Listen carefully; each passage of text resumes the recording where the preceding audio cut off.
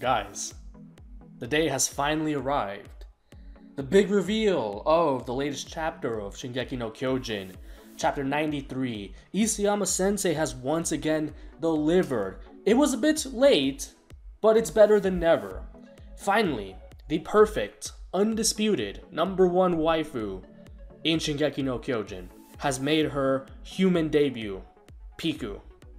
And she is amazing, and I will explain to you why she is amazing and so much better than all of her peers in every respect. See, before we had Piku in the series, the major waifu contention characters were either A, gag characters, B, characters with crippling psychological issues, or C, lesbians, or D, they're dead.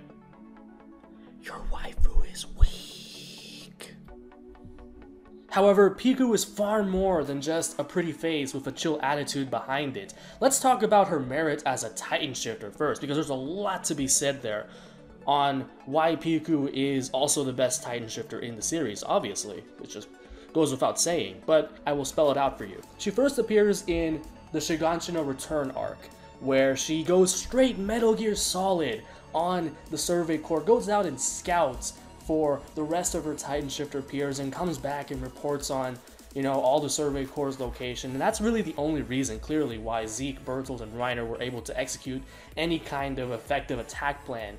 And from there, Peak was just kind of like, well, I know I'm the strongest Titan shifter already, but I don't want to make Zeke look bad. So, you know what? I'm just way too good. I'm going to sit back here and let Zeke just throw rocks like a bitch.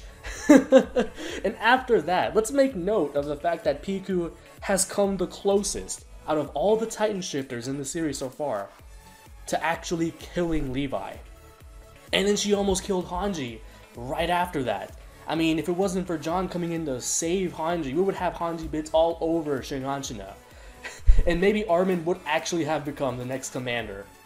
And on top of actually confronting Levi himself, she still manages to swoop up and save Zeke's bitch ass after he lost to Levi. So clearly Piku was, dealing with a handicap because she had to rescue Zeke. Otherwise, she would have clearly dominated that fight. So she decides to leave, and Levi realizes, oh shit, she's way too strong for me, so I'm gonna hang back and kill all these normal Titans first, and then afterwards pretend like I'm gonna go after her.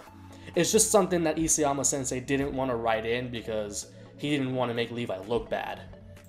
But as if Piku wasn't already overpowered, in the Middle Eastern war against Marley, she comes out decked out in full armor like Reiner ain't got nothing on me, with machine guns on her back, just putting the whole team on her back, literally. And let's also talk about the fact that she's more useful than any of the other Titan shifters in daily, day-to-day life that doesn't involve combat, because she's already overpowered when it comes to combat, but she also takes the prize when it comes to just daily utility.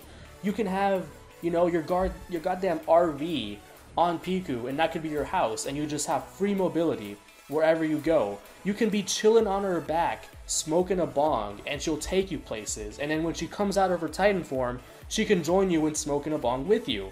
And let's also talk about the fact that she held her Titan form for 2 straight months during the war. Didn't quit until the job was done. I mean, you may as well call her the MVP of that entire war, despite Marley only having, 4 or so Titans? 4 or 5 max? So you can get the fuck out of here with your Colossal Titans, man. You can keep your Colossal Titan. Bitch-ass Bertolt couldn't hold his Titan form for like 20 minutes, was already huffing and puffing, running out of stamina, and he got his bitch-ass eaten by Armin, of all people.